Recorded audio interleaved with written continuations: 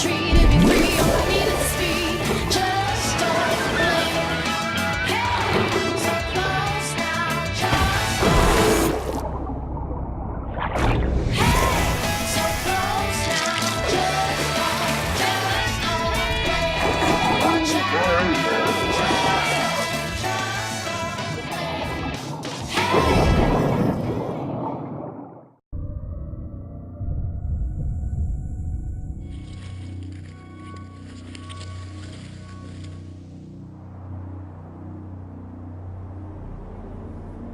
A mysterious island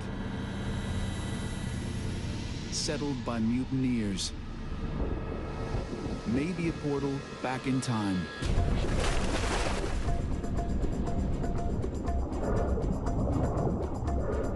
To a world where predators reign and live by a different set of rules. Det känns att det är förändring.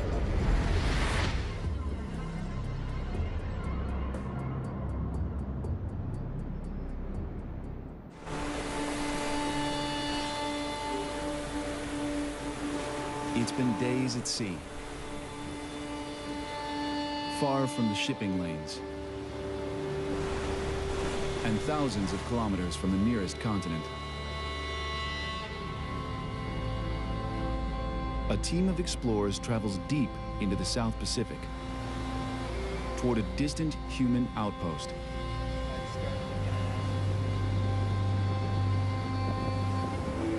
Then, a tiny island appears in the mist.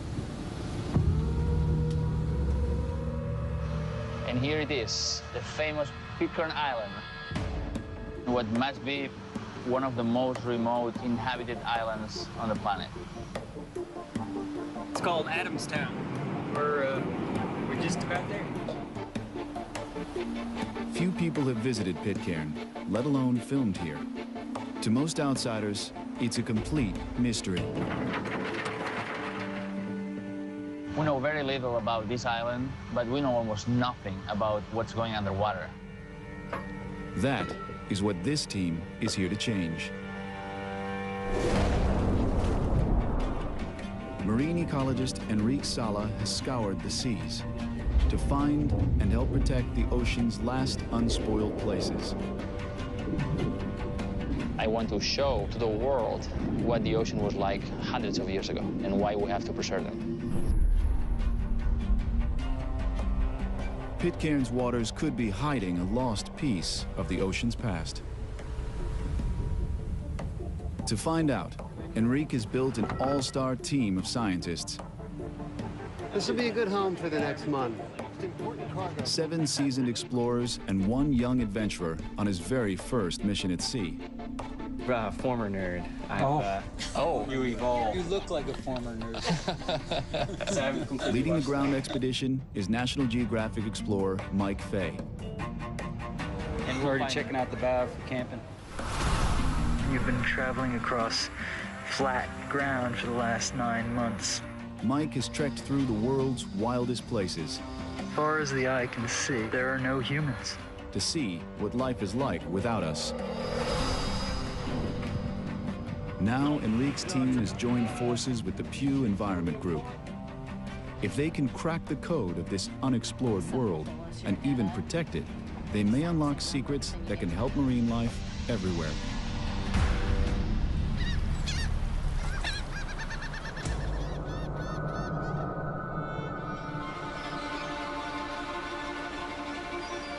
It's a new role for Pitcairn, a place known for its history. Today's islanders are descendants of the most famous renegades in history, the mutineers of the HMS Bounty. Hi, Enrique. Clarice, nice meeting you. Over 2 centuries ago, British sailors mutinied against their captain and fled to this uninhabited island with a few Tahitian men and women. They spent the rest of their lives in hiding. Today, their descendants are still here. Some carry the bloodline of Fletcher Christian, the mutiny's leader. You can imagine when the mutineers arrived on this uninhabited island, you know, they're planning on living here forever.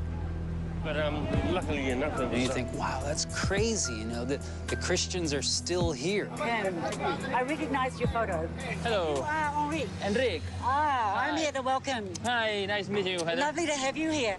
The community is tiny, with fewer than 60 people, and they survive in a world apart. Pitcairn is one of 4 islands tied to the community, but it's the only one with people. The nearest major landmass is New Zealand, some 5,000 kilometers away. These remote islands are graveyards to ships, home to unpredictable storms, and host to hidden threats. No one will know what they're facing until they dive below. The team heads to Ducie, the least explored of all the islands. So we made it to Ducie Atoll, the most remote of the Pitcairn Islands. There are no people here. Nobody ever comes here. Ducie is almost 500 kilometers east of Pitcairn. Over a kilometer across, it's barely a blip on the radar. It's an oasis in the middle of nowhere. Kind of amazing.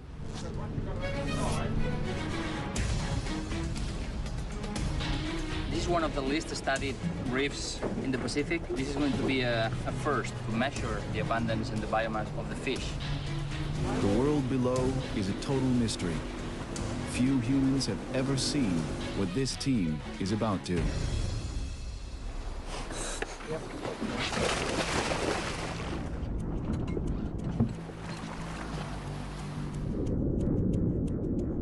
So we jumped in the water, and I couldn't believe it.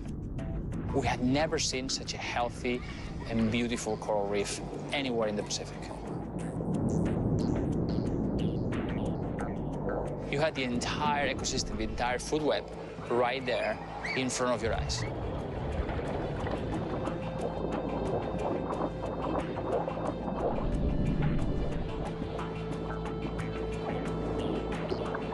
We saw blackjacks, surgeonfish, large groupers of different species, snappers, more eels.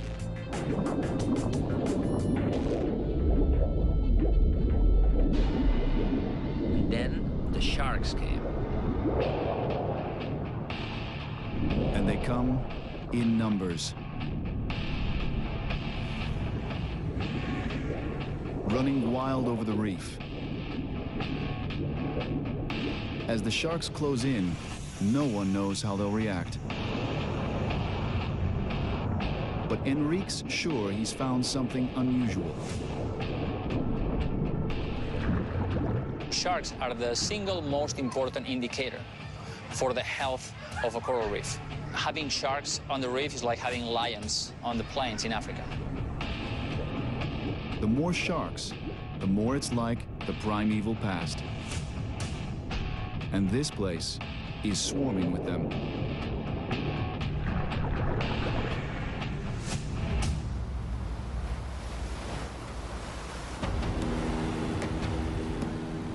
Topside, Mike Fay and his crew wonder what waits on land. Straight ahead of here, you can see there's a rip coming out, and we're just going to go in. Ducie is the outer island where hardly any Pitcairners go. Most people haven't really been there, and so I want to walk the entire atoll just to get kind of a notion of, you know, what are we dealing with here? You'll have some high-tech help. Alan Turchik, the young rookie, has brought some new gear. A mini drone to photograph Ducie from the air. So we're trying to get some high-altitude pictures using the helicopter for Mike so he can kind of see what the island looks like. It's going to be important to get some shots above so Mike can kind of see how he can make his way through the island.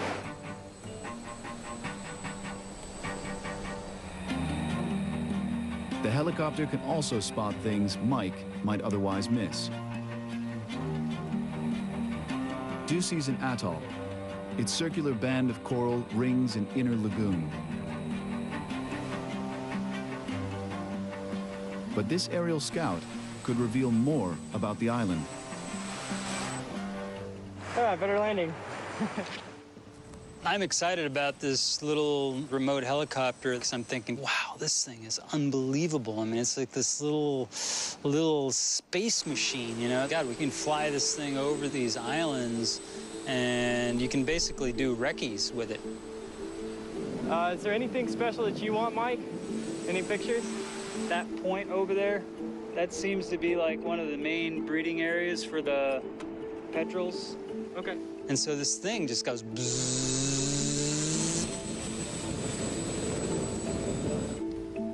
I was like, you know, what's the range on the radio of that thing? You know, because I'm thinking things getting pretty far away, and it looks like it's getting carried by the wind, you know.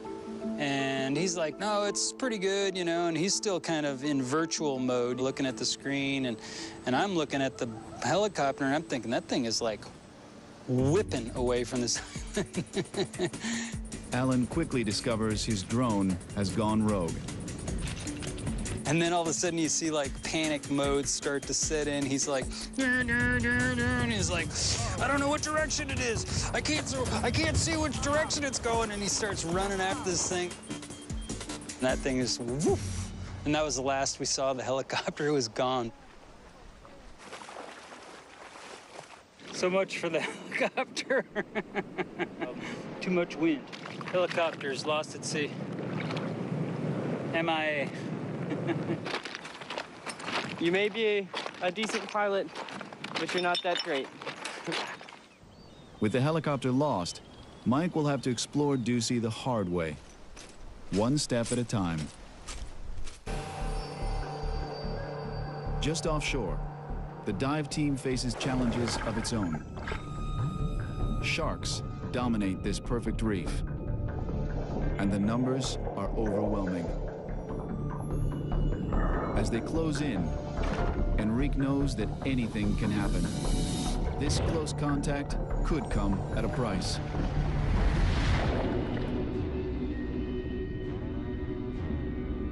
Ducey's sharks are not shy, and they're lightning fast. In a second, they could bite the divers before anyone even noticed. The team doesn't scare easily. Likely, the sharks are just curious. Chances are, these sharks have never seen a human before. You don't belong there. We're aliens in this environment. It's like being in outer space, except with life. The more sharks there are, the better it is for the reef. We used to believe that on a coral reef, the biomass of small fish outweighs that of large predators like sharks. But Enrique finds that the opposite is true on an untouched reef. Imagine that you go to Africa and you find more than one lion per every wildebeest and zebra and giraffe. You would say it's impossible. Pristine coral reefs are like this. Predators dominate. Oh, this place is wild. There were 2 white-tip sharks and 4 greater sharks and thousands of Manue eating everywhere and swimming in the water column. It was like an aquarium. really wonderful place. Really pristine. As far as we could see, there were these pale blue corals, like giant roses, covering all of the bottom. Every time our team get out of the water, they had this huge smile. They were laughing. They were talking about all the fish that we saw. It was really extraordinary. Like the sharks themselves, the evidence is overwhelming. Ducey's reef is an underwater Eden.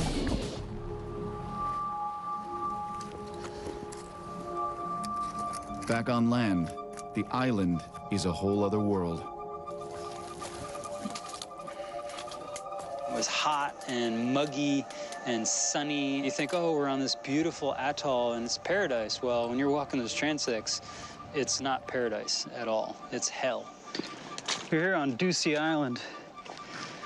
surveying petrels and I think of seabirds. You don't quite think of where they nest, but on this particular island, they nest in this Turnifordia forest, which is pretty dense stuff. Here's one.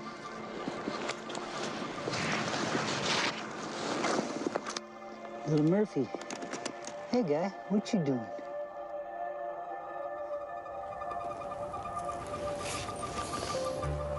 Like many seabirds, petrels thrive on Ducie.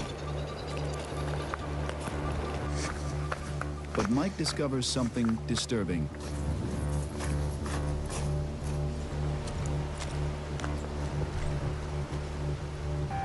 Dead birds lie scattered on the beach. Looks like they got eaten by something. That's not a good sign. Third dead bird.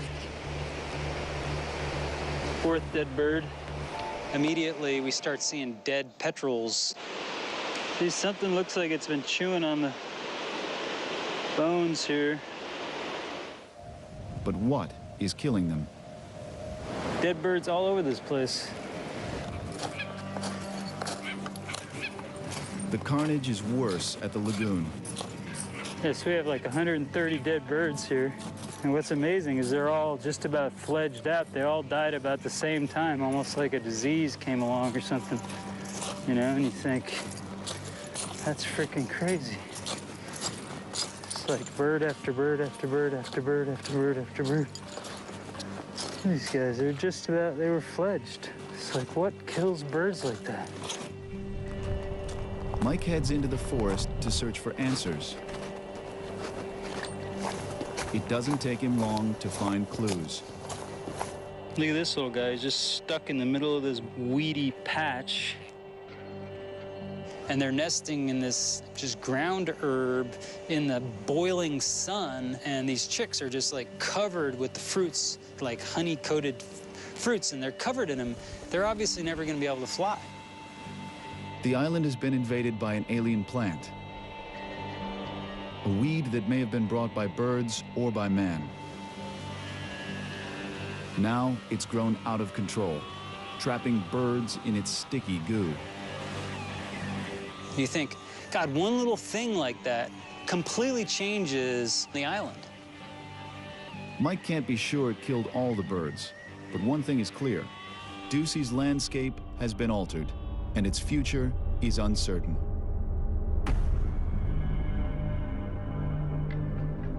After exploring the reef, Enrique knows there's no time to waste. Ducie's waters are untainted, but for how long? Ducie had the clearest water and the healthiest coral reef we have ever seen. It's 100 meters. It's unbelievable. And we all left Ducie with one thought. This place has to be protected. There is no other option. How many places like Ducie are left? You know, when you see corals just layered on top of each other like that. Beautiful sight, huh? Isn't it nice? Wow, yeah. But ahead lies another island, where life is strangely different.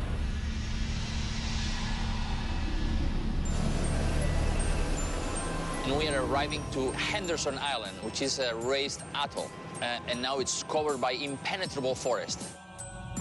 Henderson is about 200 kilometers from Pitcairn, and at 7 kilometers across, the largest of the 4 islands. Like Ducie, it's now uninhabited, but people have spent time here before. Replay. Enrique wants to see if they've left a mark. We're going to do our first dive now at Henderson Island, and the reef looks really gorgeous. We can see from the boats, and the water is so clear.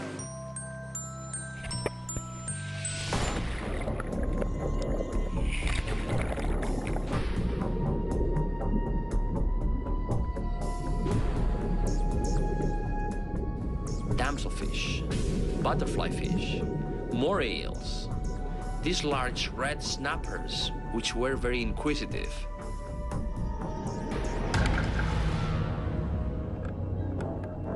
And probably the most exciting thing at Henderson was the sharks. Like at Ducie, sharks swarm Henderson's reef.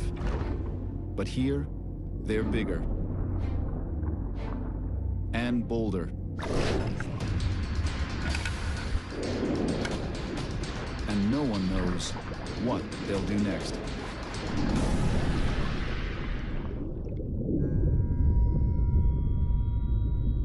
The sharks move in toward Enrique and the team.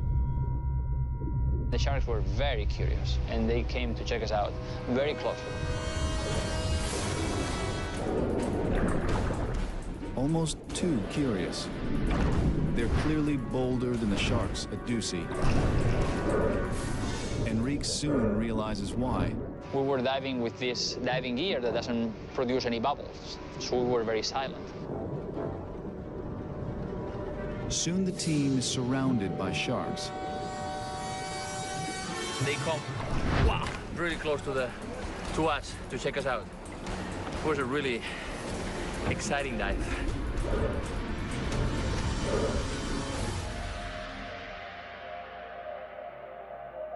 The heart-pumping encounter drives Enrique to explore further.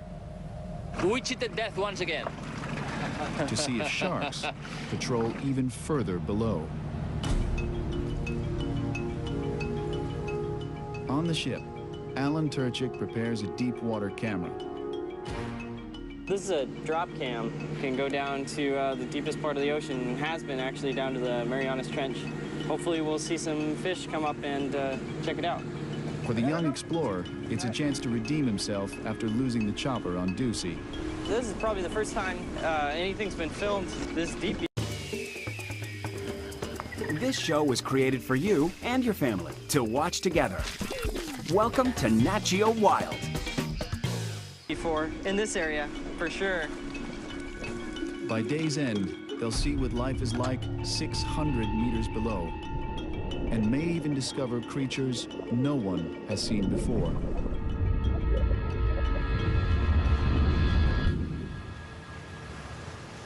Mike Fay is anxious to hit the beach. For a terrestrial explorer, Henderson is a treasure island. Henderson, from a land-based perspective, is certainly one of the most amazing places in the entire Pacific Ocean. So you've got this huge coral plateau that's 100 feet above sea level that's covered with this vegetation. There are still many species of plants to be discovered on this island. For me, this place is going to be awesome. I know it is, you know. Okay, I'm here on Henderson Island, up on the plateau. It's only about 100 feet above sea level, but it's a hard coral bed up here. This coral is like razor sharp. This place is like walking through a mountain of broken glass. Then you are dealing with this very dense vegetation. It's practically primeval, a living example of an ancient world. UNESCO designated Henderson a World Heritage Site because of its rare native birds, like crakes and fruit doves. But now they're at risk, threatened by an invasive predator. The Polynesian rat was brought by Polynesians to almost every island in the Pacific. And one of the things they eat is young birds, and they're extremely voracious. And we've had a de-ratification on Henderson just months previous to our arrival. A team of exterminators spread rat poison across the island. Mike's big question is if it worked.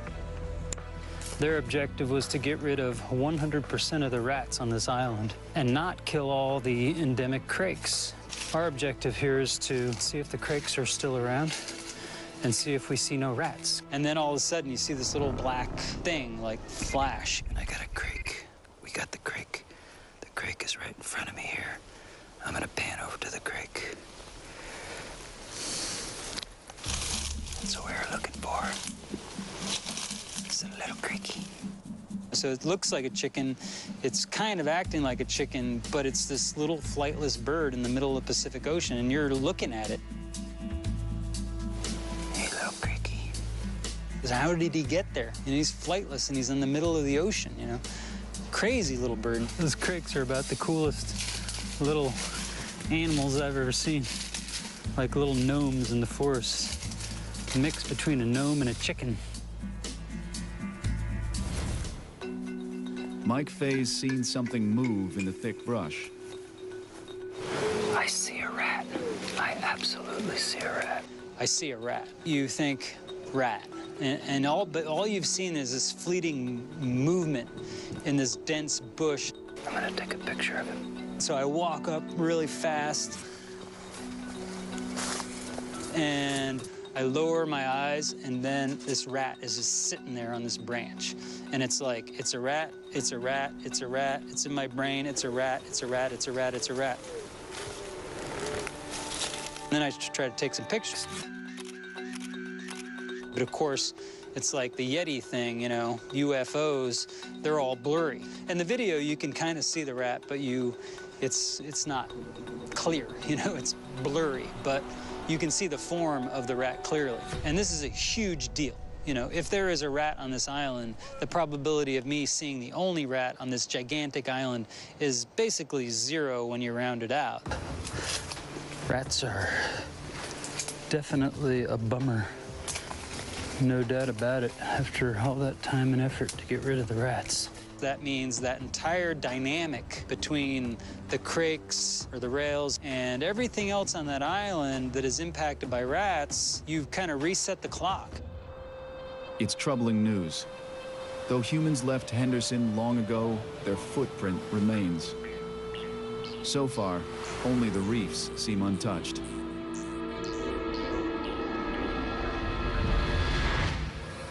So we just picked up the signal from the drop cam that we put down yesterday, and so we're gonna go pick it up. Alan Turchik retrieves the drop cam from 600 meters below.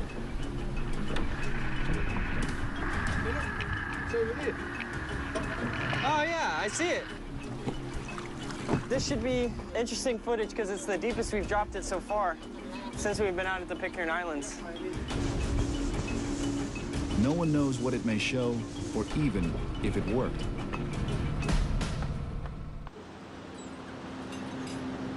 Cool. All right, so I've been kind of scouring the drop cam footage every day, trying to look for some cool stuff. Strange creatures appear. And this is the first drop that I did at Henderson. That's a big animal. This one's 200-something meters.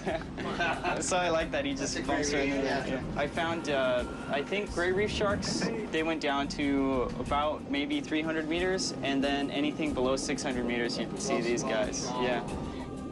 The depths hold rarely seen sharks. They're bigger and slower than the reef sharks.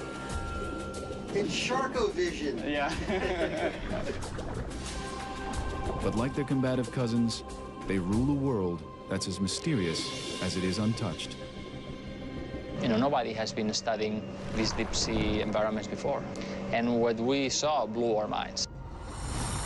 Whoa! Check that out. Yes. These new revelations win Alan the team's respect.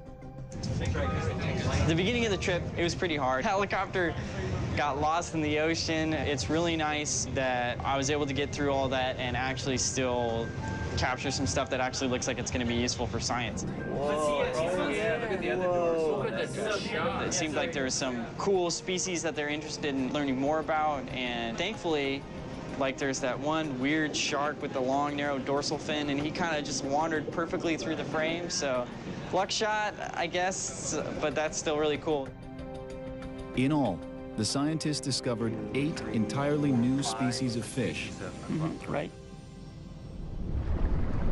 Like Ducey, Henderson's marine world is untainted. Back on the island, Mike Fay can't say the same. I would have loved to have been able to not seen rats, but you know, just the way it is. He makes one final survey of the coastline and comes across something even more alarming. Thousands of kilometers at sea, Mike Fay stumbles on a shocking scene. Here, on a speck in the middle of the Pacific, garbage. This is the east beach of Henderson Island here. And what is most impressive about this beach is pretty obvious. The amount of trash. It's pretty unbelievable, actually. Just littered with fishing paraphernalia. Fishing crates, containers for water, floats, nets. Everything you can imagine connected with the fishing industry. You think, you know, this is one of the most isolated islands in the entire world, really. Certainly in the Pacific, uninhabited, out in the middle of nowhere, hundreds and hundreds of miles from the nearest human habitation, and it's just covered in trash. Though the island's far from human settlements, it may not be far from fishing.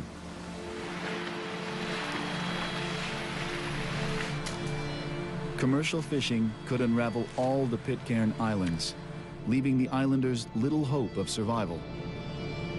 I've been a commercial fisherman for nearly 30 years, and if commercial fishing was allowed in here, they would just spoil it, it would ruin it. It would go from what it is now to decimated within 5 years, I would think. There'd be nothing left. It's only a matter of time, really.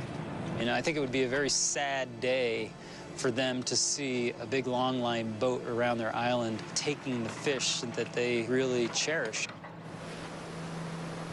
The question is whether fishermen have already stripped fish from nearby waters.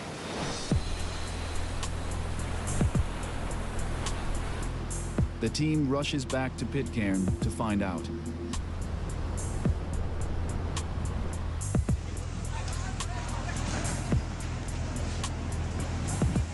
Since the days of the bounty, Pitcairners have survived by fishing their waters. Enrique wants to know if Pitcairn's reefs have fared as well as the other islands. We know what the pristine coral reef looks like. What happens when we put a small human population in one of these places? Okay, ready? All right, everybody, see ya.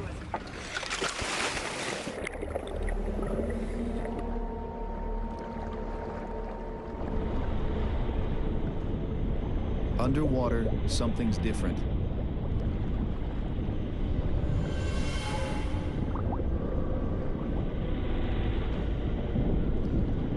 There was a hail of murky water all around the island, so we could not dive at the shallow places where they promised us to see so many fish. Should we go just here? We were a little disappointed, so we decided to go deeper. The strange conditions drive them further offshore. But at these depths, the chances are slim they'll find many fish. Okay.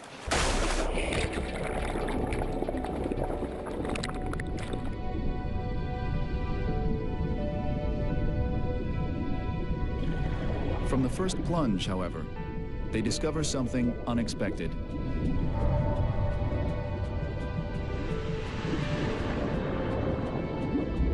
There we found a new deep coral reef that had not been reported previously. Fantastic coral reef covered by healthy corals and lots of fish. Usually, we find tropical reefs at 18 meters or less. This one is twice as deep.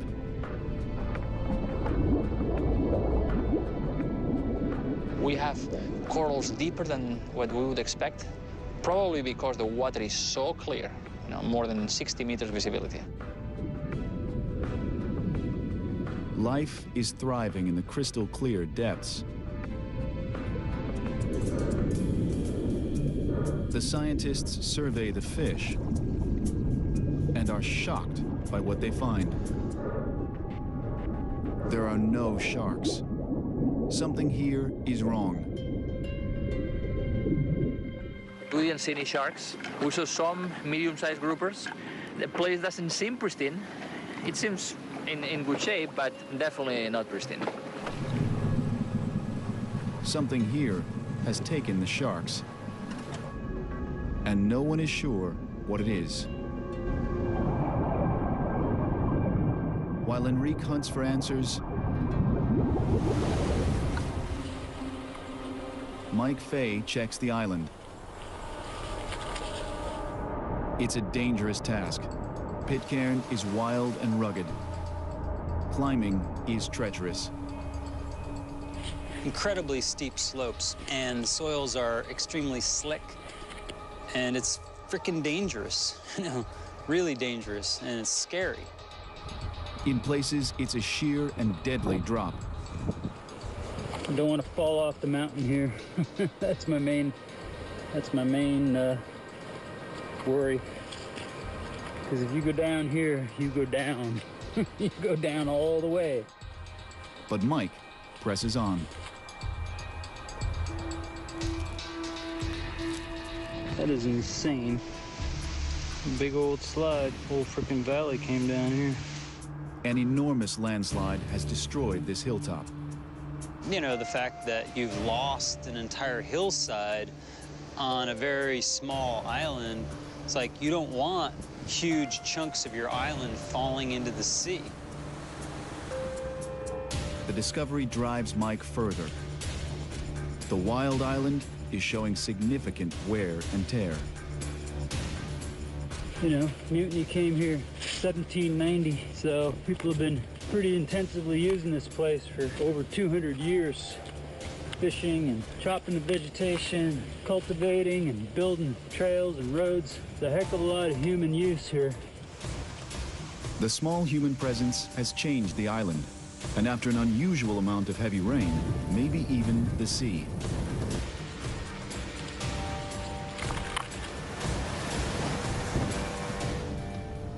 And you see this gigantic plume of soil in the ocean, emanating from what is this gigantic slide on the south side of the island. It's probably covering up everything that's living down below and killing it slowly but surely. The impact of even a few humans can be surprisingly large. What we see in a lot of places, particularly small places, is even a modest amount of human impact can have a pretty significant impact on the resources below. Though the islanders fish on a small scale, other factors may be altering the reef. People on this island, they're not only just fishing on this island, and there's a huge amount of sediment in this water. That connection between the land and the sea becomes very apparent. But 50 years ago, it was different. Good evening, everybody. Thank you so much for your hospitality. We are all so happy to be back on the island. We have a little surprise. Some of you may remember Louis Marden. Long before Enrique arrived, another National Geographic expedition came to Pitcairn. So when Louis Marden came in 1956, he filmed with a 16mm movie camera. 60 years later, we have the film in this machine. The movie is silent, so you can talk as much as you want. Right? This is new. This is a new technique, okay?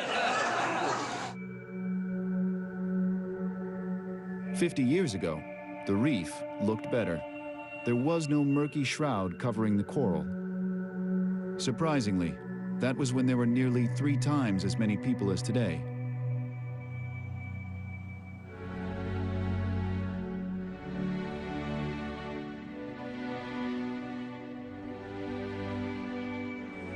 It was so exciting to see that footage.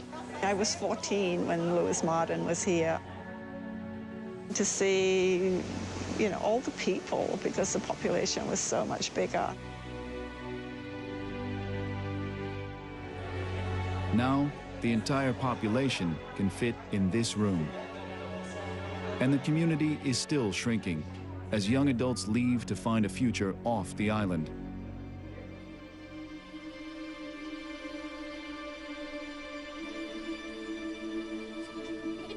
Their future is at risk, and they need a solution fast.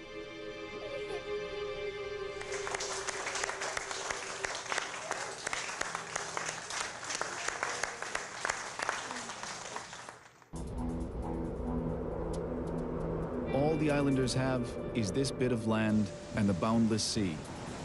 Now, even that seems threatened. The muddy runoff is obscuring the shallow reefs, blocking out the light that sustains the corals. But could the islanders' impact really eliminate the sharks? Or is it something else? Enrique worries that commercial fishing could be closing in, and that's not good news for the Pitcairners. The ocean is their biggest resource. If the ocean is depleted, there goes their livelihood. And this is what's on the line. Right now, we are headed to Oino, our last destination in the Pitcairn archipelago. Oino will be a good indicator of how fast we need to act to keep these places pristine. Oino is about 120 kilometers northwest of Pitcairn. Of the 4 islands, it's closest to French Polynesia, the nearest inhabited islands and fishing fleets. Getting to Oino proves the most challenging. We hit the worst weather we could have. Rain, rain, and more rain, strong winds, and the swell was breaking so hard on the reef that anchoring was very dangerous. And that made it really difficult for us.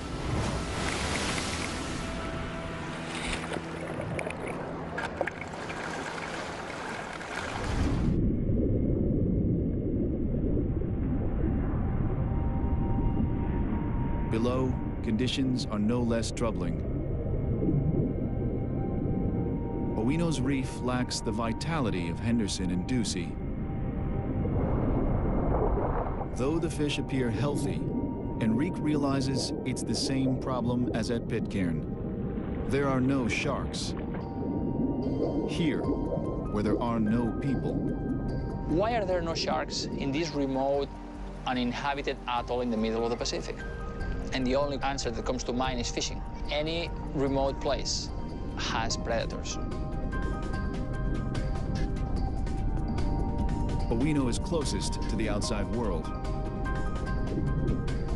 Enrique fears that foreign fishing vessels have stripped the reef of its sharks.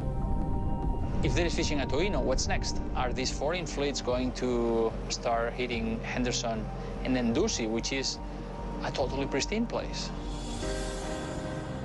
To the team and many islanders, the solution is clear. Create a marine reserve, protecting the entire Pitcairn archipelago. A marine reserve is an area that we set aside without fishing to allow marine life to recover. It may help the Pitcairners as well. Tourism. Not rare stops for island trinkets and bounty lore, but ecotourism built on a protected marine reserve. We're talking about global recognition for a unique marine environment, a completely new set of economic alternatives, including ecotourism, that would bring new life to the island. And if the Pitcairners agree, it would be the largest in the world. Enrique and Heather Bradner of the Pew Environment Group discussed the idea with the islanders. To members that were in exploring this concept of a large marine reserve here together. I'm certainly in favour of the reserve because I think that, you know, what have we really got to lose is not being... Maybe having a marine reserve and building a tourism industry is one way that we can create a future. I think this marine protected area, it makes perfect sense to them when they think about it. They're extremely proud of where they live. Okay, we got a new waypoint. Here we go. Closer people are connected to the land, the more conservation makes sense to them. The plans are in motion. Already a new team is mobilizing to investigate Mike Fay's rat sighting on Henderson. It's the first of many steps toward protecting all the Pitcairn Islands and preserving their timeless waters. A marine reserve could completely change the image that people have about the Pitcairn archipelago. We could go beyond the bounty and understand that the Pitcairn Islands harbor some of the last healthy environments left in the ocean. And they are so valuable that not knowing about that would be a tragedy.